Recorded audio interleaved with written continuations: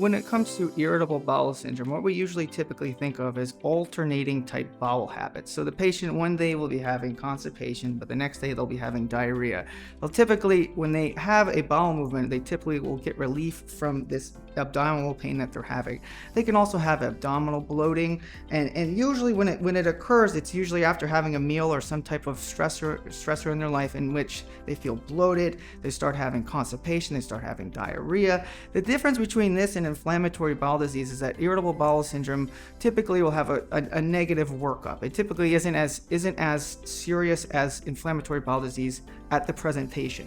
So usually if we have what's called global irritable bowel syndrome, so that's symptoms. So what that means is they're having abdominal bloating, they're having diarrhea, or they're having constipation, they're having pain.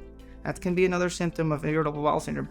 One of the most natural things you can do is actually taking an over-the-counter supplement, like a fiber supplement. So usually what I recommend is something like Metamucil or Benefiber. These are both over-the-counter. You can take them as prescribed on the bottle, and this can help with the global symptoms of irritable bowel syndrome.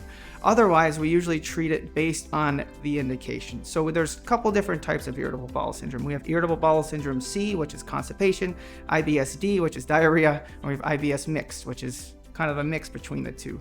So obviously when it comes to the diarrhea, we try to treat that with medications that will slow down the diarrhea. Constipation, we usually give them certain laxatives in order to help them have bowel movements. There are certain medications that also can help globally for the abdominal pain, but these are all things that should be prescribed by seeing a gastroenterologist.